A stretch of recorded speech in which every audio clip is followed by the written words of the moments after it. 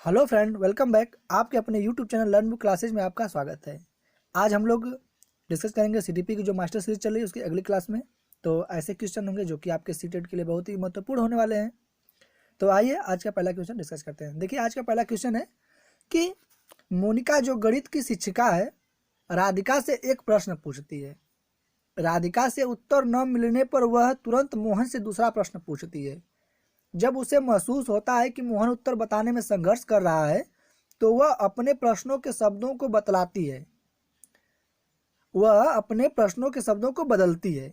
मोनिका की यह प्रवृत्ति यह प्रदर्शित करती है कि वह पूछ रहा है क्वेश्चन के माध्यम से कि मोनिका है, वह एक गणित की शिक्षिका है। वो राधिका से एक प्रश्न पूछती है और जब राधिका उसका उत्तर नहीं दे पाती है तो वह तुरंत प्रश्न को बदलकर मोहन से पूछती है।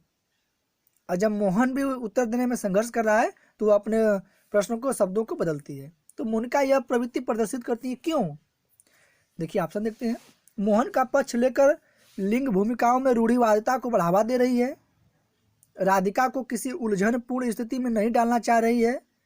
इस तथ्य से पूर्णतः परिचित है कि राधिका सवालों के जवाब देने के योग्य नहीं है। वह अपने सवाल के प्रति घबरा गई है। तो जो इसका जो सही आंसर होगा वह फर्स्ट आंसर होगा, क्योंकि वह मोहन का पक्ष लेकर लिंग भूमिकाओं में रूढ़िबद्धता को बढ़ावा दे रही है। ठीक है, तो जिसका जो सही आंसर होगा वो पहला आंसर होगा। ठीक है, आइए नेक्स्ट क्वेश्चन देखते हैं हम लोग। देखिए, नेक्स्ट क्वेश्चन है कि नर्सरी कक्षा में शुरुआत करने के लिए कौन सी विषय वस्तु सबसे अच्छी है। पूछा है जो नर्सरी कक्षा है, नर्सरी जो कक्षा है इसकी शुरुआत के लिए कौन सी विषय वस्तु सबसे अच्छी है। मेरा प्रिय मित्र, मेरा पड़ोस, मेरा विद्यालय और मेरा परिवार। देखिए, नर्सरी कक्षा की बात हो रही है तो नर्सरी कक्षा में सबसे पहले शुरुआती शिक्षा अपने परिवार से ही होती है। तो परिवार ही एक सबसे अच्छी शिक्षा है। ठीक है, आइए नेक्स्ट क्वेश्चन देखते हैं। एक विद्यार्थी कहता है उसका दादा आया है। एक शिक्षक होने के नाते आपकी प्रतिक्रिया होनी चाहिए। आप अपनी भाषा पर ध्यान दीजिए। अच्छा, उसके दादाजी आए हैं। बच्चे, आप सही वाक्य नहीं बोल रहे हैं। दादा आया है की जगह दादाजी आए हैं कहना चाहिए।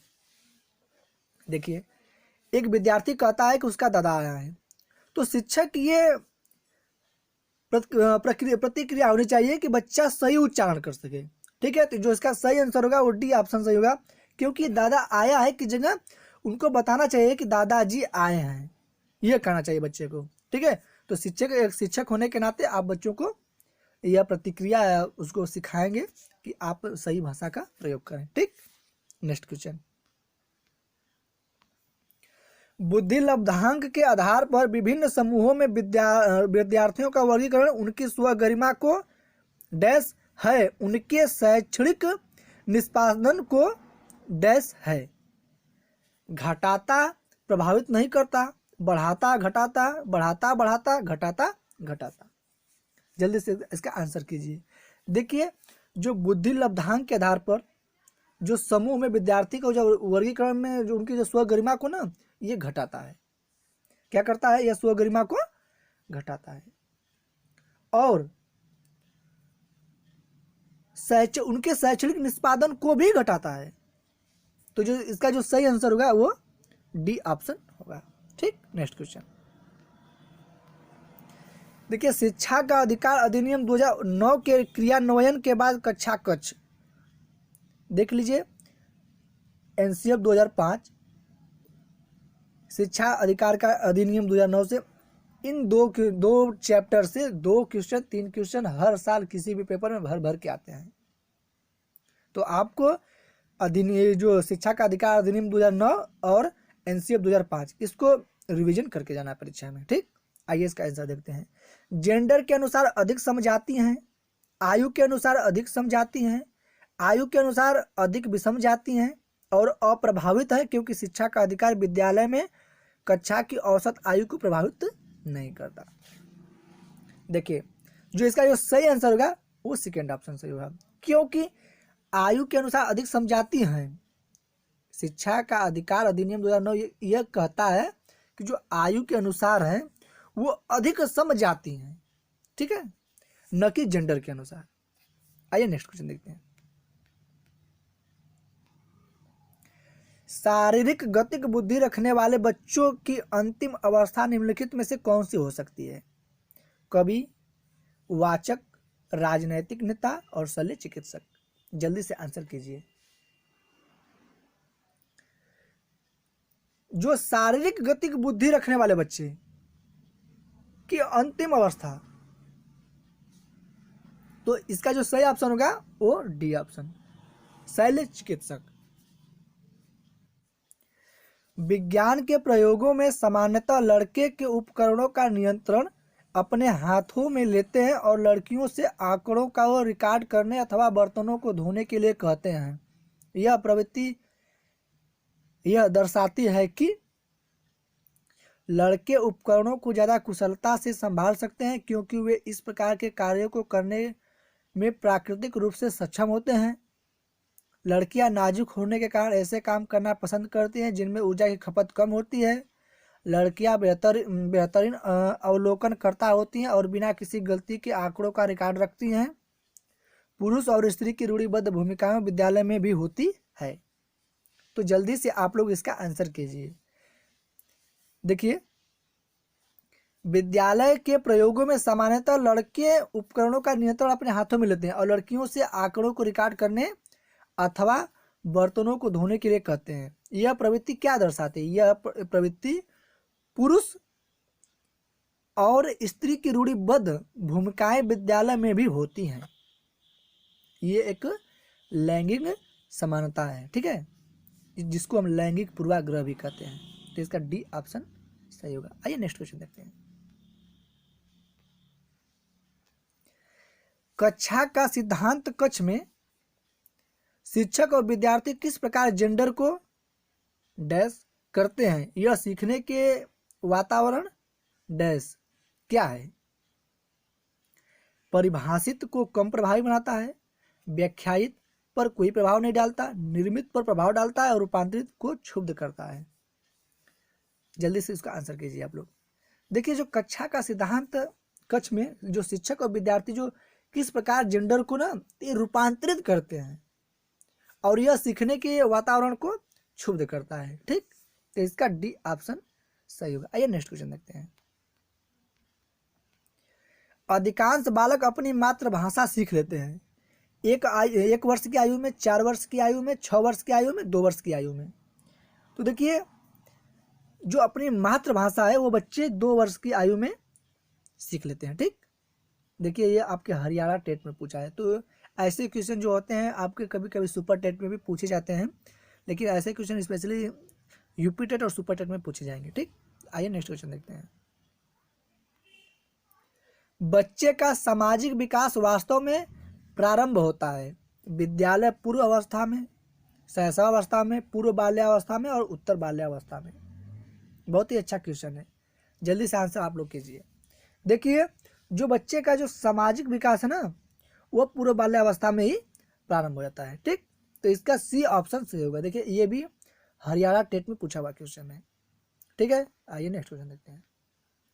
देखिए, विद्यालय में लिंग भेदभाव से बचने का सर्वोत्तम तरीका हो सकता है विद्यालय में लिंग भेदभाव को दूर करने के लिए नियम बनाना और कड़ाई से उसका पालन करवाना। देखिए, एक क्वेश्चन मैंने आपको कराया है, फिर भी आप लोग देख लीजिए। संगीत प्रतियोगिता के लिए लड़कियों की अपेक्षा अधिक लड़कों का चयन करना, शिक्षकों द्वारा उनके लिंग पश्चातापूर्ण व्यवहारों को अधिक संज्ञान और पुरुष एवं महिला शिक्षकों को समान संख्या में भर्ती कराना। तो देखिए, ये क्वेश्चन रिपीटेड क्वेश्चन है और आप लोगों को मैंने कराया था, शायद पिछली कक्षा में कराया था। तो जल्दी से आप लोग बता दीजिए। देखिए, इसका जो सी ऑप्शन है वो सही होगा, ठीक। आइए नेक्स्ट क्वेश्चन देखते हैं। कक्षा में जेंडर रूढ़िबद्धता से बचने के लिए एक शिक्षक को लड़के लड़कियों को एक साथ अपारंपरिक भूमिकाओं में रखना चाहिए। अच्छी लड़की अच्छा लड़का कहकर शिक्षार्थियों के अच्छे कार्य की सराहना करनी चाहिए। कुश्ती में भाग लेने के लिए लड़कियों को निरुत्साहित करना और लड़कों को जोखिम उठाने और निर्भीक बनने के लिए प्रोत्साहित करना। तो देखिए, जो 40 का जो सही बेस्ट आंसर होगा ना वो पहला ही सही है। क्योंकि आप लड़के और लड़कियों को एक साथ अपारंपरिक भूमिकाओं में रखना चाहेंगे। ठीक, आइए नेक्स्ट क्वेश्चन देखते हैं।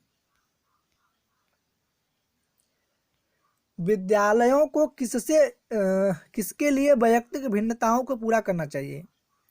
वैयक्तिक शिक्षार्थियों के मध्य खाई को कम करने के लिए, शिक्षार्थियों के निष्पादन और योग्यताओं को समान करने के लिए, यह समझने के लिए कि क्यों शिक्षार्थी सीखने के योग्य या अयोग्य है, और वैयक्तिक शिक्षार्थी को विशिष्ट होने की अनुभूति कराने के लिए।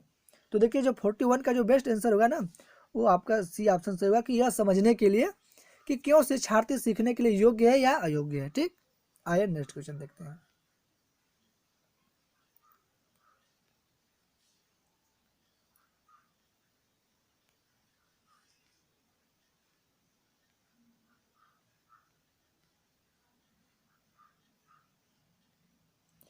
देखिए शिक्षार्थियों में वैयक्तिक भिन्नताओं को संबोधित करने के लिए एक विद्यालय किस प्रकार सहयोग उपलब्ध करवा सकता है? बाल केंद्रित पाठ्यचर्या का पालन करना और शिक्षार्थियों को सीखने के लिए अनेक अवसर उपलब्ध कराना, शिक्षार्थियों में वैयक्तिक भिन्नताओं को समाप्त करने के लिए हर संभव उपाय करना, धीमी गति से सीखने वाले शिक्षार्थियों को विशेष विद्यालयों में भेजना, और सभी शिक्षार्थियों के लिए समान अवसर की पाठ्यचर्या का अनुगमन करना। तो देखिए जो इसका जो सही आंसर होगा ये फर्स्ट ऑप्शन सही होगा, क्योंकि आप बाल केंद्रित पाठ्यचर्या का पालन करेंगे और शिक्षार्थियों को सीखने के लिए अवसर उपलब्ध कराएंगे। जहां भी आपको देखिए टैग वर्ड है अवसर, तो ये टैग वर्ड है। तो जहां आप देखिए जो टैग वर्ड में मैं आपको बताया हूं कि ऐसे क्वेश्चन सही होते हैं। ठीक, आइए नेक्स्ट क्वेश्चन देखते हैं। सामाजिकरण है शिक्षक एवं पढ़ाए गए के बीच संबंध, समाज के आधुनिकीकरण की प्रक्रिया, समाज के मानदंडों के साथ अनुकूलन, और सामाजिक मानदंडों में परिवर्तन। तो देखिए जो इसका जो सही अर्थ है, समाज के मानदंडों के साथ अनुकूलन। ठीक है, अगर समायोजन होता तो समायोजन भी हम लगाते हैं। ठीक, तो इसका सी ऑप्शन सही होगा। तो बस आज के लिए बस इतना ही। अगर ये वीडियो आपको अच्छा लगे तो लाइक करें, दोस्तों को शेयर करें और कमेंट करके ज़रूर बताएं। ठीक है, तो बस आज के लिए बस इतना ही। जय हिंद, जय भारत।